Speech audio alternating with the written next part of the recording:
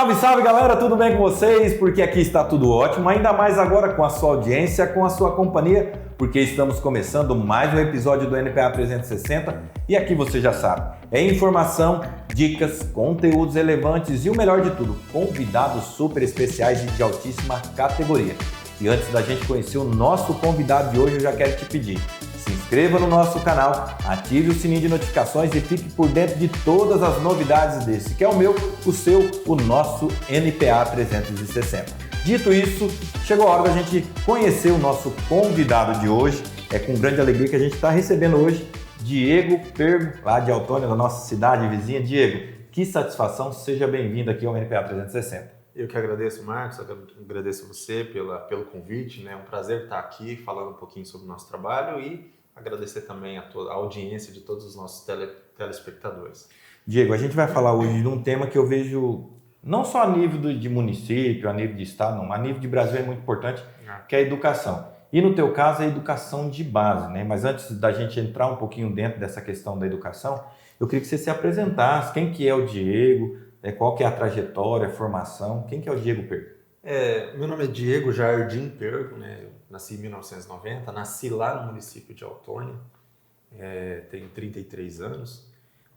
A minha formação, eu me formei na primeira faculdade em 2011, né? Eu sou bacharel em serviço social, fiz licenciatura em sociologia e depois eu me encantei pela parte da gestão, né? Da gestão pública em si, né? A condução e a aplicabilidade do dinheiro público, a condução das políticas públicas existentes, a exemplo a nossa valorosa política pública de educação, como você disse, né, a importância que ela tem. Então, nessa perspectiva, eu fiz uma outra formação e eu me especializei em gestão pública por isso, né? Então, hoje eu fiz, como eu disse, né, bacharel em serviço social, licenciatura em sociologia e especialização em políticas públicas. Atuei, né, durante algum tempo como assistente social, como professor de sociologia, e eu assumi um desafio, né, no ano de 2021, que foi assumir a pasta, né, através do convite, né, realizado ali pelo prefeito Gervasoni, para assumir a pasta da Secretaria Municipal de Educação, pelo qual me encontro hoje, né, responsável pela Secretaria de Educação, de Cultura, de Esporte e de Comunicação do município. Diego, e quando a gente fala nessa questão da vida pública, é um grande desafio também, né? Porque ao longo dos anos se foi construindo um preconceito em relação a isso, as pessoas não querem se envolver nessa questão pública. Existe muito esse preconceito que está sendo quebrado a cada dia. E tem algo que eu tenho falado aqui, principalmente aos convidados que têm vindo aqui, que trabalham na área do setor público, que é a questão da boa gestão. A boa gestão, o conhecimento, a formação.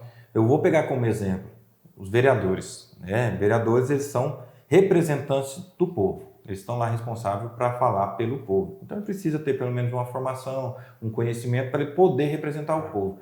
E assim também é um gestor. Exato. Na sua área, por exemplo, da educação, como é que é assumir uma pasta sem conhecimento? Eu vejo que isso você tem e você buscou ao longo do tempo.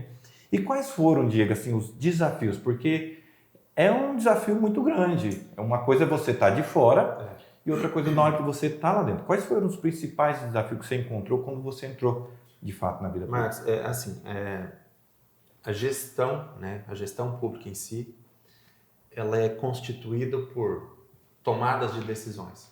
E todas as tomadas de decisões, você agrada meia dúzia de pessoas e desagrada meia dúzia de pessoas.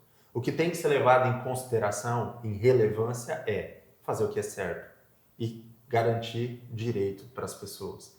Garantir uma oferta na prestação de serviço. Uma prestação de serviço de qualidade. Então, esse foi o nosso foco, a nossa meta, quando nós assumimos essa importante e valorosa política pública de educação. Até a mesma Constituição Federal, ela deixa bem claro isso. A relevância e a importância que tem a política pública de educação, ao ponto de se assemelhar à política pública de saúde. Então, para você entender a importância que tem a educação na vida das pessoas.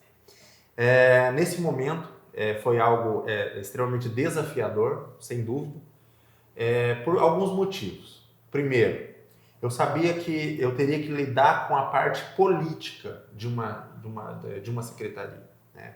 Isso foi desafiador, sem dúvida.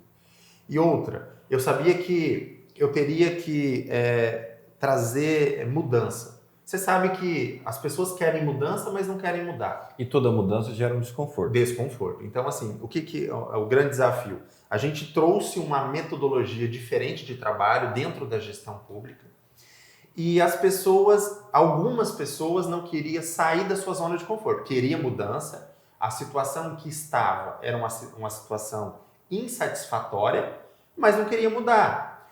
Então, a gente teve que trazer essa mudança radical. Então, todos tiveram que sair da sua zona de conforto para que as coisas acontecessem.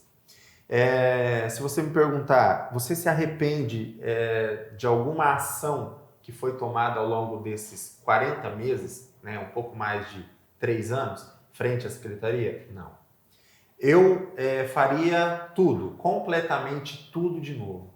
Porque todas as tomadas de decisões, embora, como eu disse no início, na gestão pública você agrada meia dúzia de pessoas e desagrada meia dúzia de pessoas, a gente tem consciência disso, mas nós temos que pensar no bem comum, que é trazer uma prestação de serviço de qualidade para a nossa população. Então, se você me fizer essa pergunta, se eu me arrependeria de alguma situação que foi feita ao longo desses 40 meses, eu diria a você, não. Eu faria completamente tudo a mesma coisa. Claro, a gente tentaria melhorar um pouco mais sempre, né? Porque a gente, mas tudo que foi feito a gente pode sim dizer que os resultados colhidos foram extremamente favoráveis, sem dúvida. E você falou algo aí que é a questão de agrada a alguns, desagrada a outros, e a gente vê isso, se for também a questão das pastas, né? Tanto a pasta da educação e de saúde, principalmente a nível de Brasil, é uma pasta muito politizada. E eu vejo que o seu trabalho é muito importante, a gente acompanha, né? Aqui a gente é pertinho, a gente acompanha o teu trabalho, é interessante isso. É pensar no bem comum, que a política é isso, é o exercício do bem comum, né? E você tem feito isso com maestria, tendo em vista, pensando na população, de quem precisa do serviço, e despolitizando essa pasta. Porque assim, a gente hoje fala muito da nova geração. Nós temos uma geração que é assim, tal, mas é uma geração que nós estamos educando. E por isso que a educação de base ela é importante. E quando ela é feita, né, com responsabilidade, com gestão de fato, sem querer agradar ou desagradar, mas fazer o que é certo, o resultado vem. E para você, assim, qual que é a importância? Quando você pega a educação de base, o que tem de relevância essa educação de base a nível assim de crescimento para o município, a nível de futuro? O que você vê a importância disso?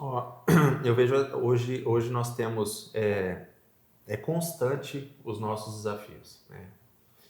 Porque nós estamos falando, a educação de base, vamos trazer dentro de uma construção civil, é o alicerce. A educação de base é o que vai sustentar todo o edifício a ser construído.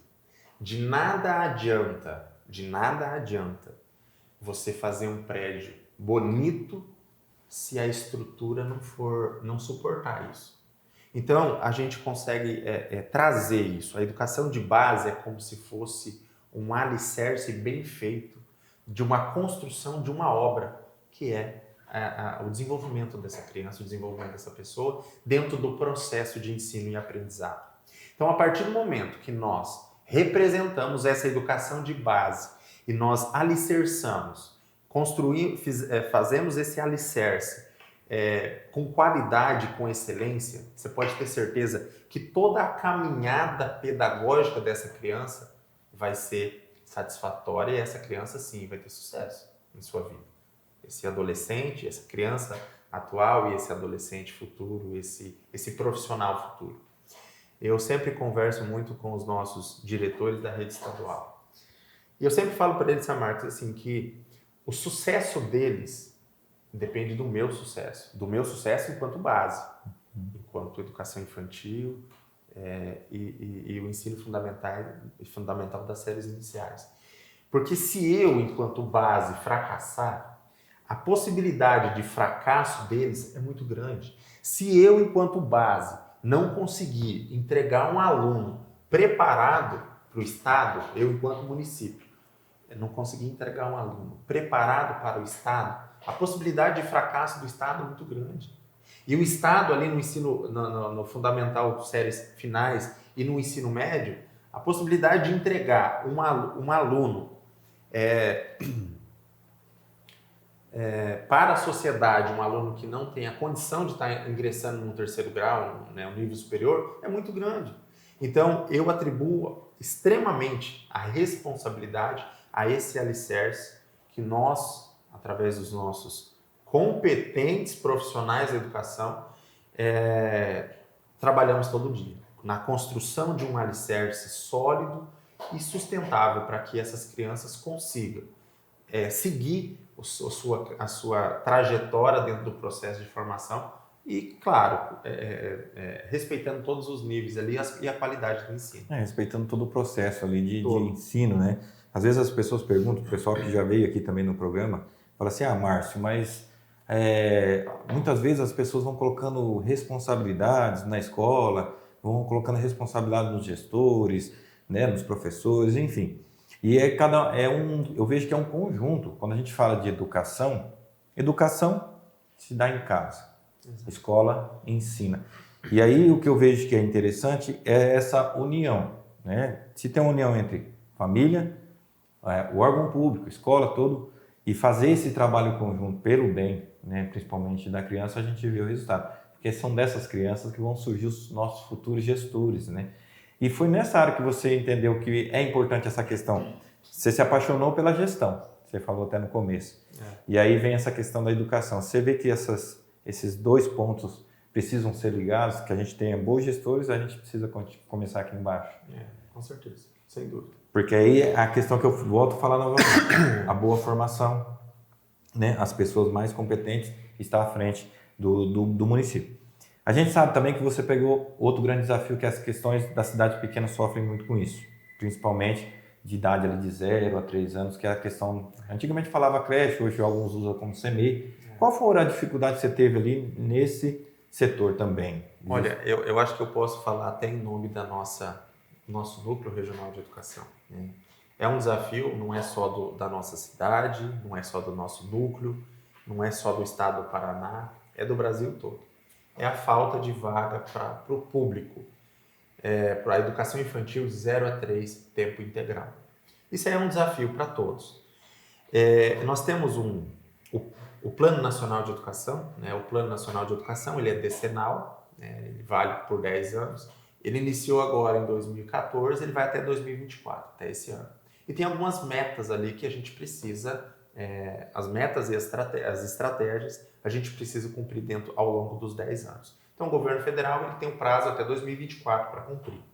Já os governos municipais, ele é decenal também, ele é de 2015 a 2025, são 10 anos. E várias metas ali, e uma delas é o atendimento de pelo menos 50% das nossas crianças em tempo integral, né? 50% das escolas e 25% do número total de crianças. A meta 6 desse plano. Então, isso foi extremamente desafiador, porque o plano, não só o plano nacional como o plano municipal, ele é regulamentado por uma lei. No nosso caso, é a lei municipal. E a gente está reiteradamente sendo cobrado por parte do Ministério Público o cumprimento, que no caso da oferta do tempo integral. O que nós fizemos lá? Não era nem só para atendimento de questões legais de cumprimento de plano, não era só isso. E sim a garantia da qualidade no atendimento e a oferta da prestação de serviço. Porque, embora a legislação fala que é opcional para a família é opcional para a família criança de 0 a 3 anos, mas é obrigação do poder público. O poder público tem a obrigação de ofertar a vaga, é opcional para a família. E nós estávamos enfrentando um problema seríssimo por falta de vagas. Então nós criamos um programa de reordenamento. Esse programa de reordenamento ele visa não só as readequações dos prédios públicos escolar, mas também a oferta a necessidade das ampliações deles, né? Então, com isso, nós conseguimos de fato, resolveu o problema. Nós fizemos a ampliação de alguns prédios, e principalmente na educação infantil. Hoje nós estamos com uma demanda bastante tranquila, né? Nós temos o orgulho de dizer que nós acabamos com a fila de espera e nós temos ainda algumas vagas de sobra. Então, assim, sem contar que nós também implantamos no nosso município, né? Fizemos adesão do programa Escola de Tempo Integral, também pensando não só em ofertar uma qualidade de ensino, né? Mas também cumprir uma das metas do plano, né? A meta 6 do Plano Nacional de Educação. Então, nós temos, foi implantado esse ano a Escola de Tempo Integral, né? Localizado lá no bairro Cidade Nova, a Escola Antônio Elias. Então, essa escola ela vai atender ali aproximadamente 100 crianças em tempo integral, e nós fizemos também algumas contratações. Então, ali vai ter aula de balé, aula de karatê, judô, aula de música, aula de futsal, basquetebol, voleibol, reforço escolar. Então, assim, tudo isso pensando no desenvolvimento integral das nossas crianças e também dando uma comodidade maior para a nossa comunidade, que é o bairro Cidade Nova, que é um bairro um pouco distante da oferta do contraturno existente hoje no município, que é lá, Cidade Nova, e o contraturno nosso está lá no Espaço Criança, lá no Jardim Panorama, dá mais de 3 quilômetros de distância. Então foi justamente nisso, pensando na comunidade, pensando no cumprimento da meta 6 do plano, dando uma resposta ao próprio Ministério Público, que reiteradamente estava cobrando isso, e também dando uma qualidade de vida para a nossa comunidade, para o nosso bairro Cidade Nova. Foi feito a escola está passando por obra, né, de ampliação, e está sendo implantado lá naquele bairro, nessa escola, o tempo integral. Essa escola de tempo integral hoje no município de Autonha atende até que idade? Essa escola que nós temos os CMEs, né, que eles atendem de 0 a 3 anos, tempo integral. Nós temos hoje aproximadamente quase 500 crianças, mais ou menos, de 0 a 3 anos. E essa escola de tempo integral em si, que é algo, eu falo assim, a educação do futuro é tempo integral, isso é fato. Nós demos o pontapé inicial de colocar uma escola. Você sabe que tudo que é piloto, é a escola piloto. Para quê? Para a gente colocar o desenvolvimento do serviço, colocar para rodar e depois, é claro, corrigir. E aperfeiçoando algumas E corrigir algumas falhas, arrumar o que tiver que ser arrumado, mas é algo que precisa, sim, ser levado para todas as escolas. Um serviço de qualidade o tempo todo. O Estado já está fazendo isso, né? Então, a nossa educação de base precisa disso. Então, essa escola são crianças de 4, né, que entram na pré-escola, até 10 anos, que está ali na quinta série do ensino fundamental, séries iniciais. Já preparando para as próximas etapas. Já indo para o Estado, que o Estado, a grande maioria do Estado agora é integral, então as crianças já se acostumam, né, a ficar o dia todo na escola. Porque isso também tira essas crianças da rua, também ocupam elas com atividades, né? Então ajuda na formação tanto da educação também como na pessoa também, porque a gente sabe que a questão das ofertas que existem hoje, principalmente com a tecnologia, né, uma mente desocupada ali pode estar sendo ocupada por outras coisas assim não tão interessantes. E você falou em algo de infraestrutura, a gente vai até falar no próximo bloco, a gente vai para o intervalo comercial. E nós estamos recebendo hoje aqui o Diego Pergo, lá de Autonha, secretário de Educação, falando sobre gestão em educação, algo muito importante. A gente tem mais alguns assuntos a ser tratados nos próximos blocos. E a gente vai falar no próximo bloco, então, sobre a infraestrutura, que é algo também que é muito importante. A educação também necessita de uma boa infraestrutura. E a gente vai para o intervalo comercial e daqui a pouquinho a gente está de volta.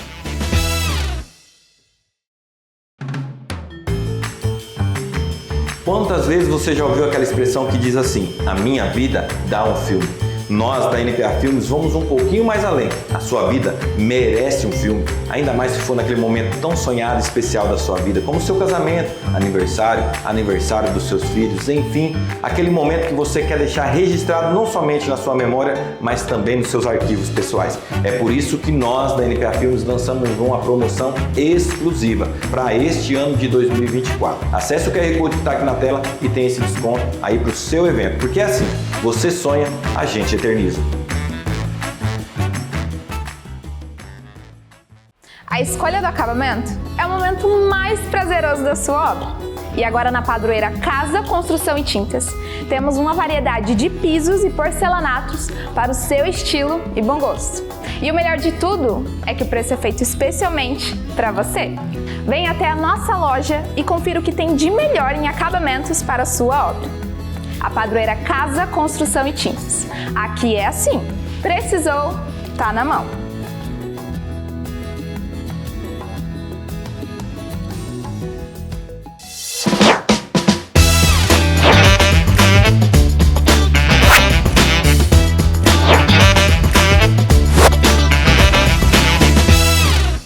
Estamos de volta com o nosso NPA 360 e hoje recebendo aqui o Diego Pergo, ele que é secretário de Educação lá do município de Autônia. E agora a gente vai falar, Diego, sobre a infraestrutura. A gente viu outro trabalho que você fez também lá à frente da pasta. E qual que é a importância desse trabalho, como que foi feito esse trabalho no investimento na infraestrutura nas escolas?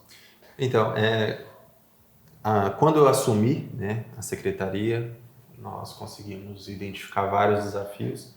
E um dos desafios era a questão estrutural, né? A falta de infraestrutura e a infraestrutura mínima para a gente dar um conforto, segurança e qualidade para as nossas crianças e também para os nossos educadores. Então a gente viu isso como algo extremamente desafiador.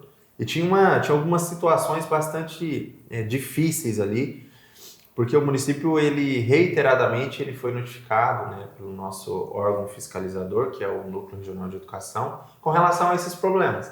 Desde banheiro acessível, né, os banheiros, o ambiente acessível, banheiros acessíveis, a questão de a parte de calçamento externo. Tem algumas legislações que impedem o muro escolar em si. Para espaços publicitários em muro escolar é extremamente proibido. O muro escolar ali você só pode ter algum tipo de frase educativa ou o nome da escola em si. Então assim, era inúmeros os desafios. A questão das cozinhas das escolas, né, que totalmente desfuncional para a preparação dos alimentos ali, não trazendo uma segurança sanitária para as nossas crianças. Então, assim, foi algo extremamente desafiador, porque quando a gente fala de infraestrutura, nós estamos falando diretamente de muito dinheiro, de muito recurso público. Porque as nossas escolas, eu acredito que a menor das nossas escolas tem 800, 900 metros quadrados. Então, quando se fala em uma reforma, por mais pequeno que ela seja, nós estamos falando de muito dinheiro. E principalmente assumindo um desafio que, basicamente, todas as escolas necessitariam de investimento. E nós temos escola hoje que recebeu a escola lá no distrito de São João. O projeto inicial foi de R$1.670.000. E com certeza vai ter alguns aditivos, porque é um prédio muito antigo, então é muito difícil, dentro do projeto de engenharia, você conseguir quantificar e precificar tudo que precisa ser feito. Porque, como eu disse, um prédio antigo, então ele é uma caixinha de surpresa. Né? Você vai mexendo, você vai achando coisa, né? É igual na nossa casa. É um prédio muito, muito antigo e teve algumas surpresas, né? E a própria legislação, né? A lei de licitação, ela entende isso. Tanto é que ela permite até um aditivo de até 50%.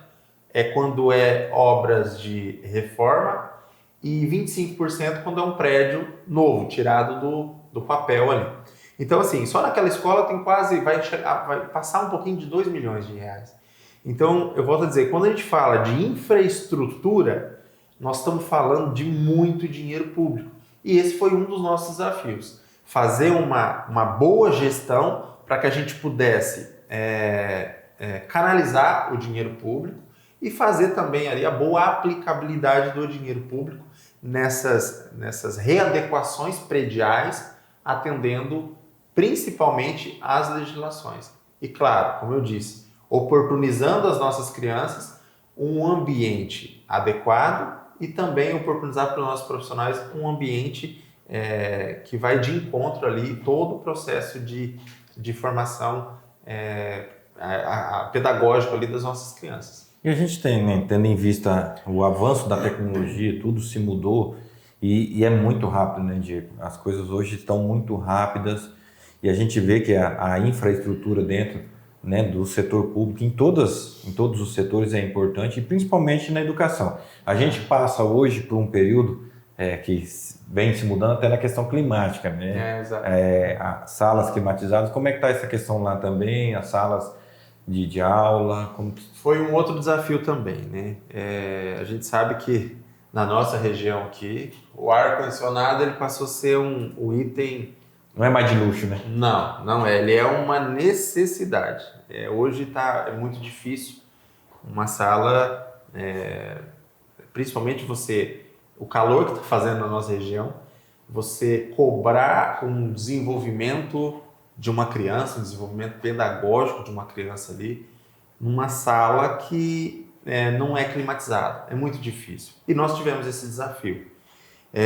Foi feito eu lembro que na época foi R$250 mil o investimento, foi aproximadamente 70, 80 aparelhos, e nós conseguimos reparar toda essa deficiência, né? Então, hoje todas as salas são climatizadas, exceto, né, esse prédio novo que a gente fez a inauguração recentemente, a creche central, que nós já fizemos o pedido da compra, mas por questão de logística ali da entrega desses aparelhos, ainda não foi entregue, mas nós podemos dizer sim que nós temos, tirando esse prédio, né, que foi inaugurado recentemente, nós temos 100% das nossas salas climatizadas. Outro investimento também significativo, que é relevante a gente colocar também essa informação à disposição, os livros, né? Nós fizemos uma compra de R$100 mil de livros paradidáticos, né?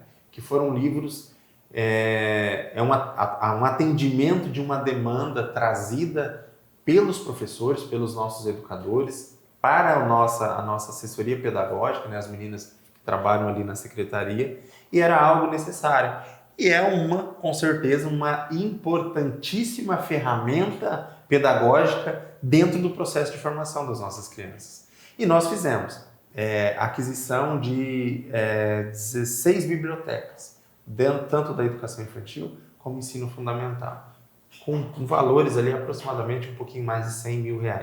E isso foi uma conquista enorme, porque na época até comentei com o prefeito, que nunca na história de Autônia isso tinha se adquirido uma quantidade tão grande de livros paradidáticos para as nossas crianças. E a gente teve o prazer, sabe? É muito satisfatório para a gente chegar nas escolas, nas bibliotecas e ver a qualidade do material que está à disposição das nossas crianças na rede pública de educação. Diante de todos esses trabalhos, né, dessas realizações que você já mencionou aqui, tanto no primeiro bloco, agora falando no segundo bloco dessa questão da infraestrutura, e qual foi o resultado de tudo isso? Você assumiu em 2021. Isso, 2021. Isso. Então, qual foi o resultado que você consegue avaliar hoje de tudo isso, de todo esse investimento? O que você vê como resultado positivo nesse setor? Olha, é extremamente satisfatório, né? A gente entrar dentro de uma unidade toda reestruturada. E é mais satisfatório ainda quando a gente pega o antes e o depois. A gente faz questão de fazer as fotos justamente para entender.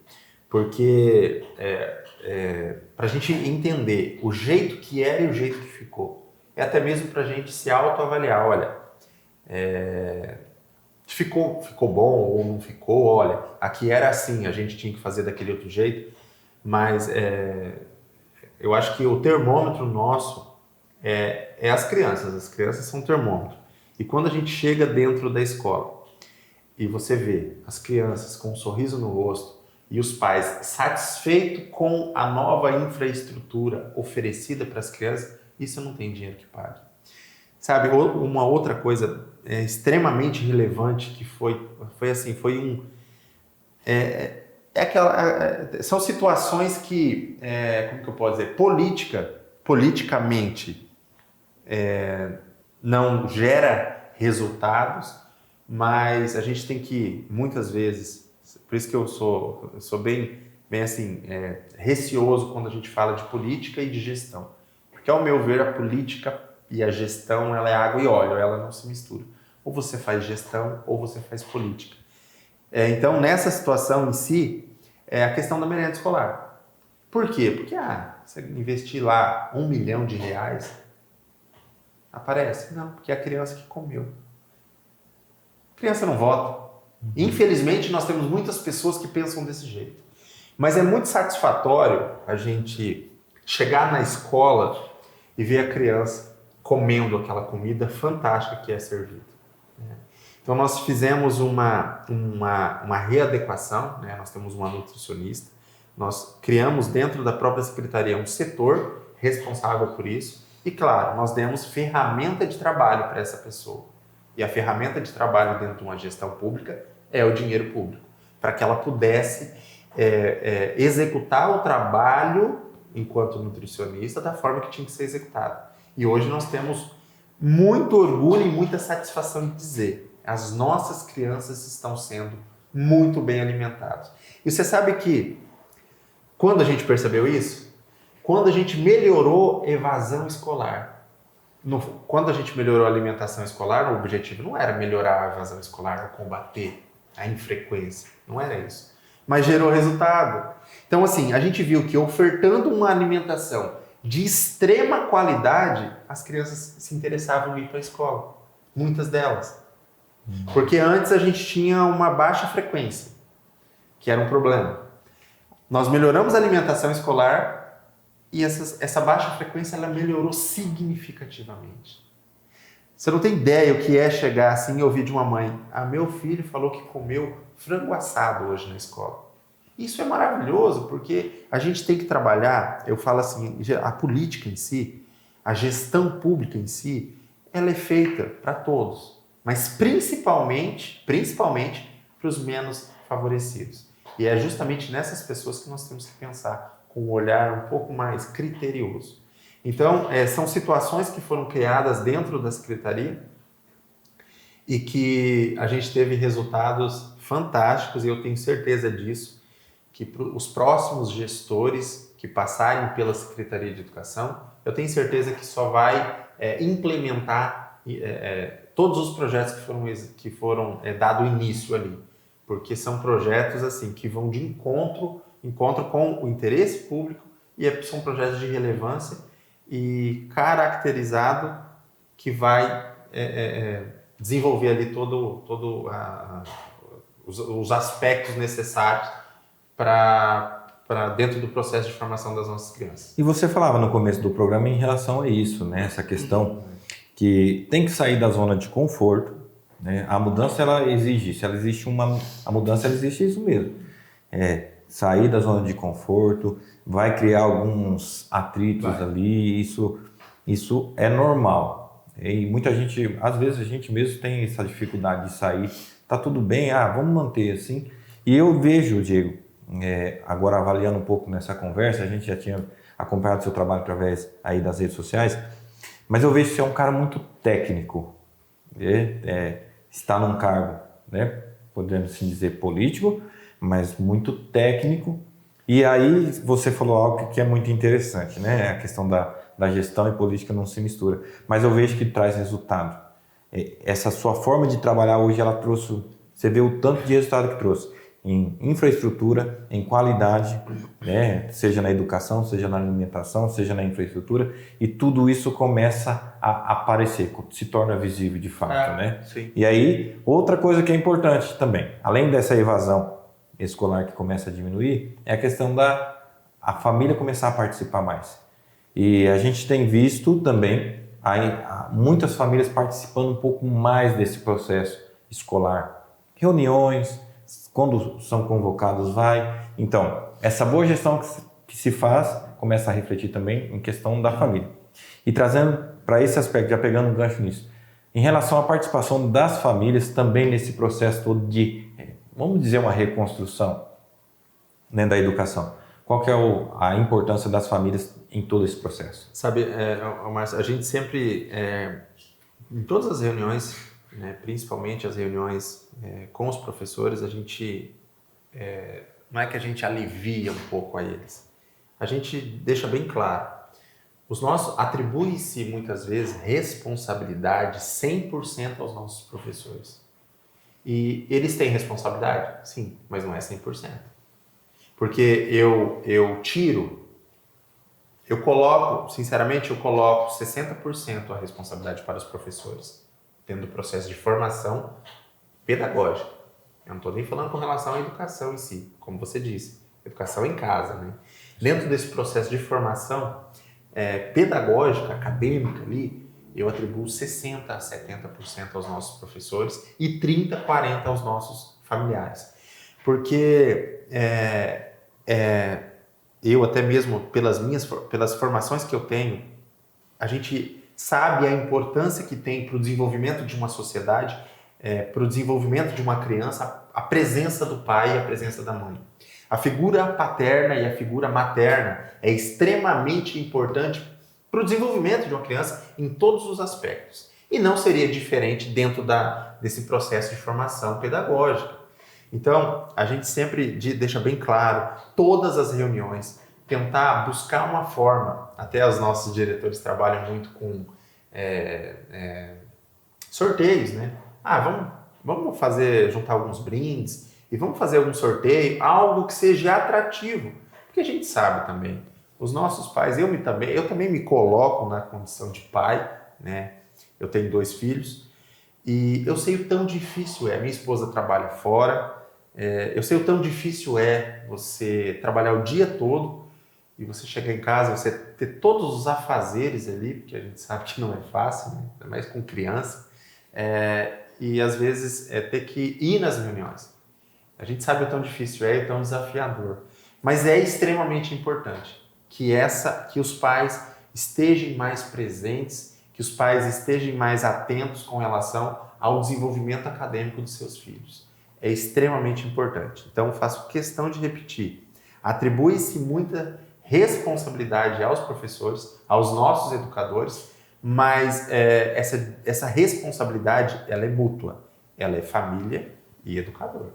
Se não houver uma junção, uma conjuntura ali de trabalho, o resultado você pode ter certeza que não vai ser bom. Agora, quando dá-se as mãos entre escola, os nossos educadores e a família trabalha junto para a formação dessas crianças, você pode ter certeza que o resultado vai ser extremamente satisfatório. Então, família e escola tem que trabalhar e tem que construir isso de mãos dadas, sempre.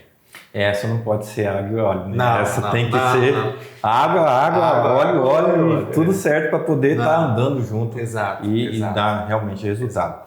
Diego, a gente está falando aqui sobre toda essa trajetória e a gente vai para mais um intervalo comercial e agora a gente vai falar um pouquinho sobre o futuro. O que vem pela frente? O que será que são os preparativos para esse ano de 2024? Muito importante. Estamos falando com alguém aqui que é apaixonado por gestão. E aí, o que será que vem pelo futuro? A gente vai falar isso no próximo bloco aqui com o nosso convidado, Diego Perco. Então a gente vai para o intervalo comercial e daqui a pouquinho a gente está de volta.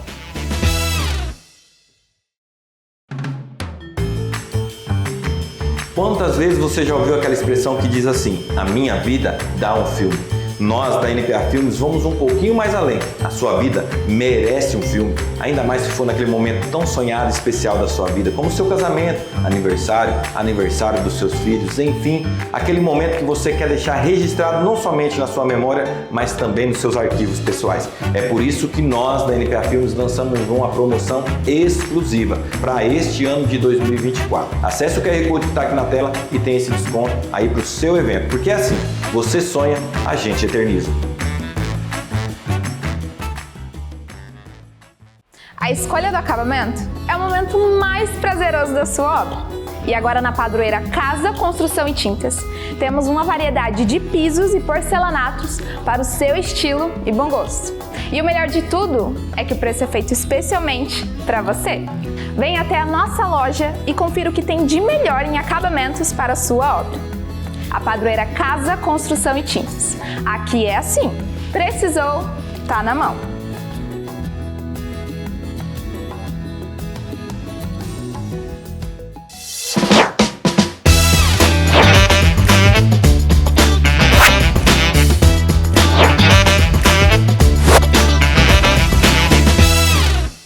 Estamos de volta com o nosso NPA 360 e hoje recebendo aqui o Diego Pergo, ele que é secretário de Educação lá do município de Autônia. A gente já falou aí dos trabalhos que ele realizou à frente da Secretaria de Educação, Cultura e Esporte, né, Diego? E comunicação. E comunicação.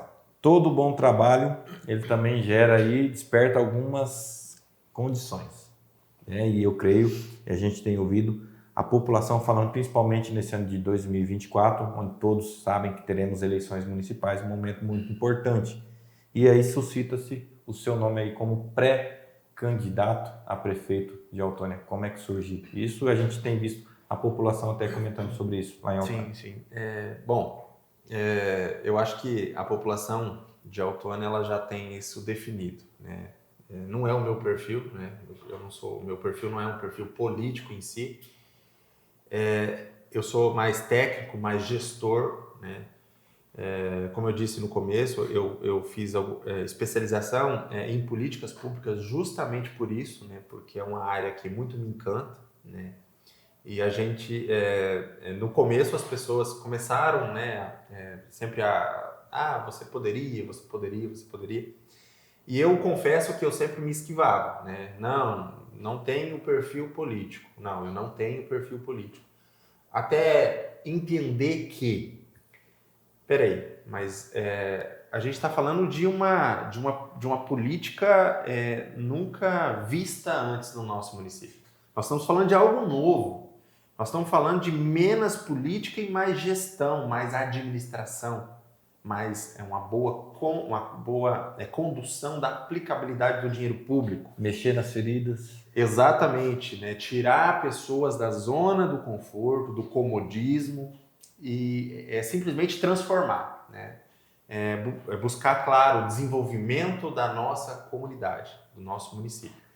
E aí eu entendi que as pessoas elas viram em mim não um político para ser pré-candidato, mas viram em mim a necessidade de um gestor ser pré-candidato. Foi daí então que eu aceitei esse desafio, onde eu me coloco como pré-candidato. Como eu disse, porque eu tive esse entendimento, que as pessoas veem em mim, não um político como pré-candidato, e sim um gestor, que era uma condição que a nossa população estava buscando, né? A gente sabe de todos os nossos potenciais de desenvolvimento, né? Eu digo que a Autônia ela tem um potencial de desenvolvimento incomparável com os nossos municípios da região. Nós temos esse potencial. Infelizmente, nunca foi explorado, mas nós temos esse potencial. Então, foi justamente, né, nessa ocasião onde eu entendi que as pessoas elas buscavam um perfil diferente. E esse perfil diferente que a população buscava era um perfil que se enquadrava ao meu perfil. E por isso que eu aceitei o desafio. E a gente vê que a política está mudando mesmo, né? As pessoas estão tendo essa consciência de trazer algo mais técnico, mais gestores, né? Vou pegar uma pessoa que eu admiro, eu gosto muito de ver o trabalho dele, né? Que é o Tarcísio, lá em São Paulo. Exato. Ele é um gestor, Exato. Não é um político, ele é um gestor, e a gente vê que quando precisa se fazer, acontece e dá certo. Isso é alguns dos exemplos que tem nesta área. E a gente vê que a política está mudando. Porque quando a gente fala em renovação da política, muitas vezes as pessoas falam, vamos colocar um jovem. Não é isso. Não. Pode colocar um jovem, pode colocar isso, pode colocar aquilo.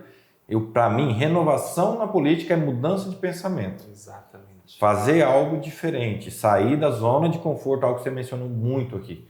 E você tem essa especialização, principalmente como gestor público, tem essa experiência na educação, porém você tem uma visão um pouco bem mais ampla, creio eu, em relação ao que você falando aí de potencial. O que você vê nessa novo jeito de fazer política, o que é importante de fato, principalmente falando de Autônia, algo que possa atrair e fazer com que não só a Autônia crescendo e estando bem, toda a região também começa a ir no mesmo caminho. Mas, na tua visão, o que você vê de importante, principalmente para a Autônia?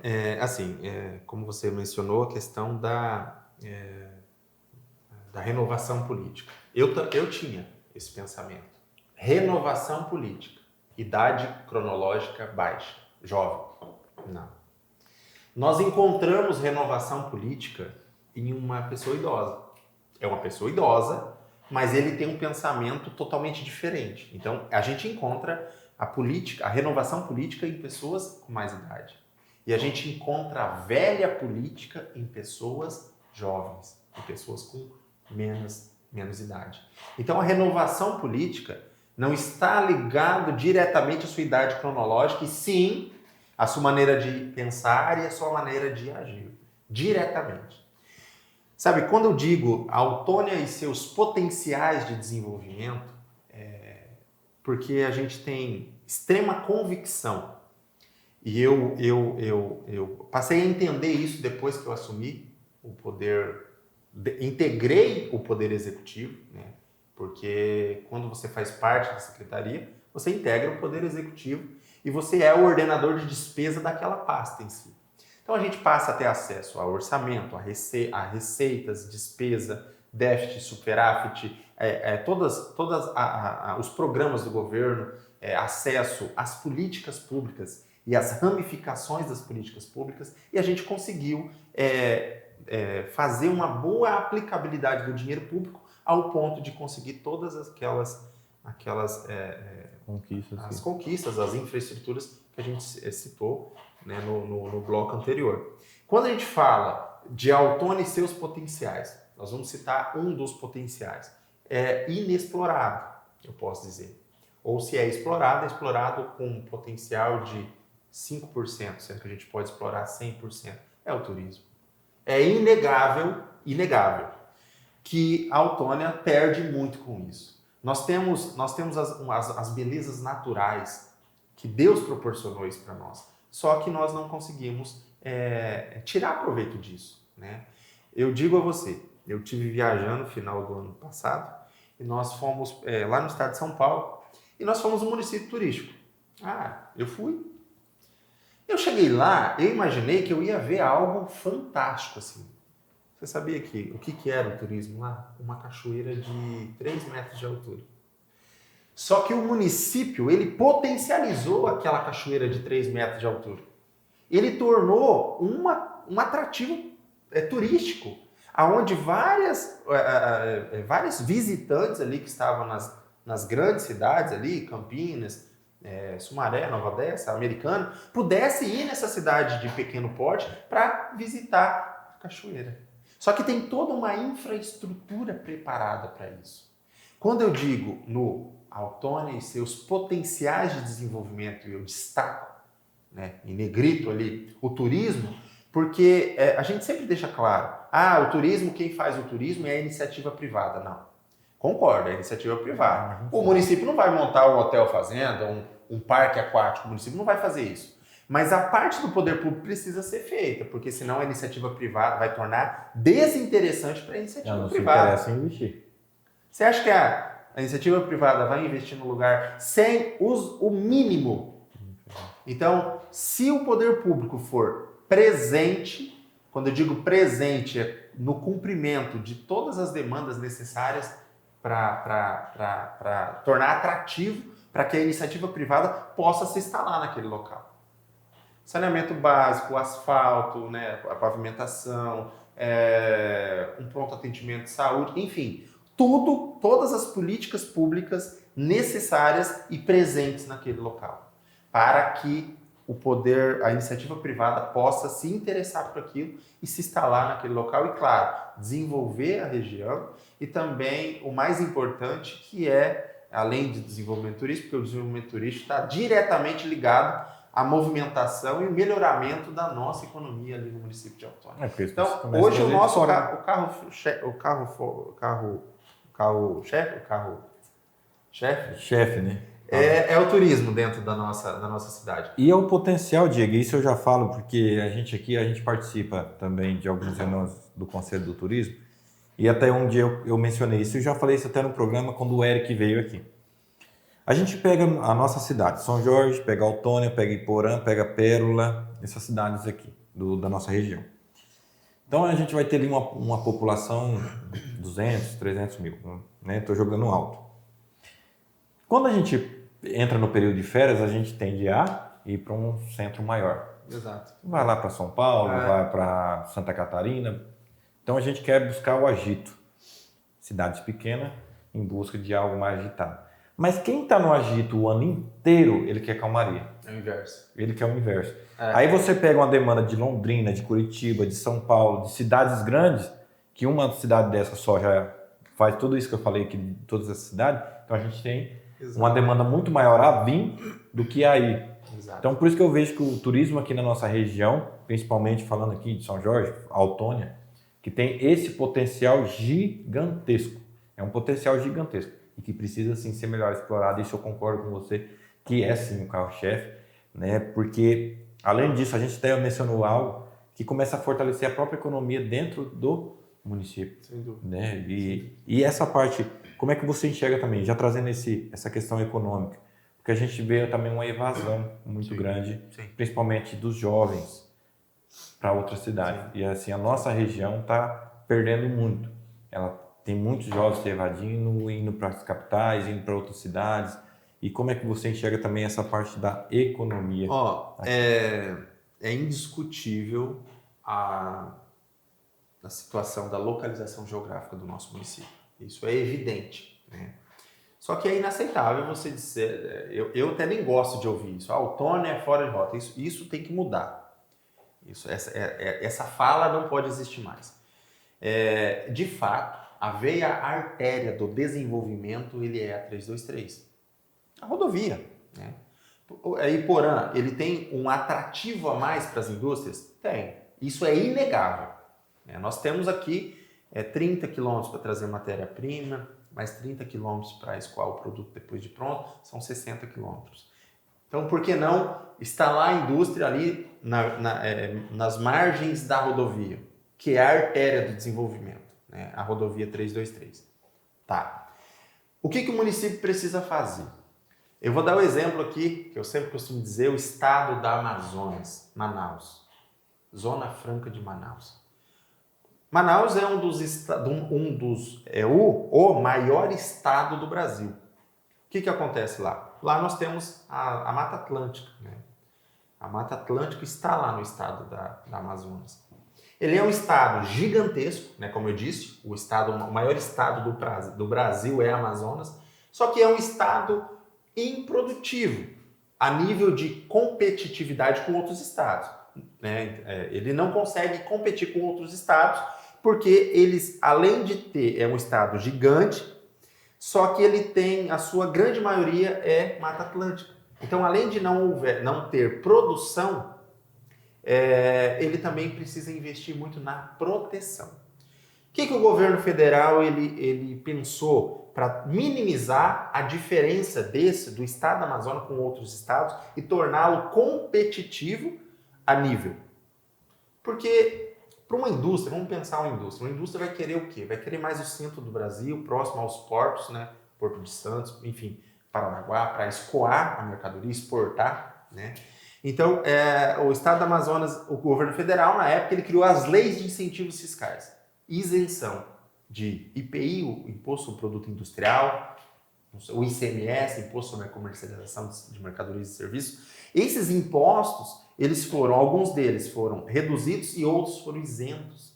O governo federal deixou de cobrar determinado imposto e reduziu alguns impostos para tornar o estado do Amazonas competitivo a nível dos outros estados.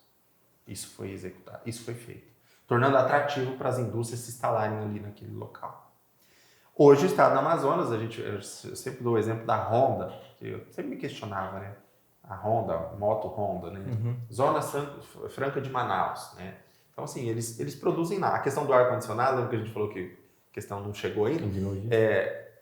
na licitação foi uma empresa que compra direto da fábrica, a fábrica lá na Amazonas. Então, assim, foi justamente por isso. As leis de incentivos fiscais que foram feitas, cujo objetivo é tornar o Estado competitivo a nível dos outros. Tá, o que isso tem a ver com a autônoma? Basicamente a mesma coisa. A partir do momento que se cria as leis de incentivos fiscais, a partir do momento que é feita uma revisão do Código Tributário Municipal, a gente consegue sim tornar o nosso município competitivo para atrair a atenção dessas empresas. A gente consegue. Precisa de investimento? Precisa de infraestrutura básica? Precisa. Mas a revisão do Código Tributário e a criação de leis de incentivos fiscais vai tornar essa distância, que hoje citam como distância e fora de rota, nós vamos conseguir romper essa barreira. E o nosso município, eu tenho certeza absoluta, que a indústria vai se interessar pelo nosso município por conta do incentivo fiscal que aqui tem. E quando a gente fala para algumas pessoas, as pessoas acabam dizendo assim, mas o município vai deixar de arrecadar. Não, pelo contrário. Se instala-se uma indústria que tenha lá 200 funcionários. 200 funcionários, você coloca lá um salário de R$ 1.500. São quantos? 200 vezes 1.500 são 300 mil reais, que é diretamente injetado na economia do município. Às vezes, claro, estou dizendo isso dentro das leis, né? Às vezes você atribui uma redução ou isenção tributária e você deixa de arrecadar aqui, mas você arrecada ali e você aumenta também o consumo, né? Você aumenta o poder de compra das nossas famílias. Você aumenta também a qualidade de vida das nossas famílias. E você gira a economia. Porque essas pessoas, com dinheiro no bolso, são as pessoas que vão comprar o seu carro, que vai abastecer o carro, que vai no mercado, que vai comprar. Enfim, vai girar toda a economia do município.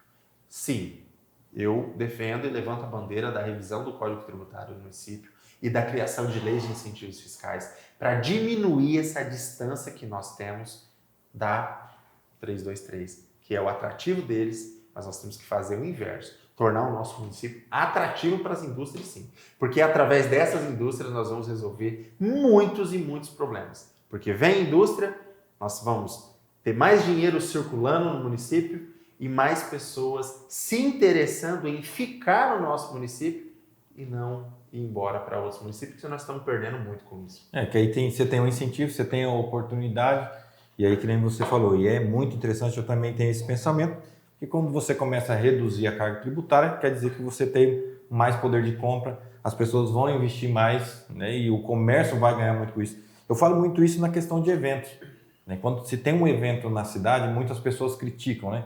O evento vai levar dinheiro embora. Mas peraí, tem muitas empresas, lojas, comércio noturno que depende do evento. Exatamente. Então tudo gira na economia. A questão do turismo, mesma coisa, tudo faz com que o comércio local gire e começa também a arrecadar isso, começa a ficar no município, fica mais atrativo também. Diego, se nós pudéssemos, a gente ficava aqui umas 3 horas, porque tem muito assunto. Queria mais uma vez te agradecer pela presença e deixar agora o espaço para suas considerações finais, mas antes disso eu queria parabenizar pelo trabalho, pelo excelente trabalho. Fico feliz mesmo da gente estar vendo pessoas com mentalidades diferentes se interessando pela política. Isso é muito bom mesmo. Por quê? Porque nós, eu falo nossa sociedade, enquanto a gente pensar que a gente não depende do político, a política não vai interferir na minha vida. Vai interferir, já falei isso várias vezes, interfere sim. E é muito bom a gente ver pessoas de bem se interessando pela política, pessoas competentes se interessando pela política e vendo o teu trabalho. Fico muito feliz, né? E que foi para ser, vai ser, né? Desejo toda sorte aí e deixo aqui o espaço para suas considerações finais e mais uma vez, muito obrigado pela sua presença. É isso, eu agradeço pelo convite, agradeço aí todos os telespectadores. E eu tenho eu costumo dizer que eu tenho uma fé assim inabalada, né? E a gente tem certeza que se for dos propósitos de Deus, se Deus tiver esse propósito em minha vida, as coisas vão acontecer naturalmente. Até gostaria de encerrar minha fala dizendo que eu vejo assim que a política ela só faz sentido se for para transformar, para mudar, para melhor a vida das pessoas.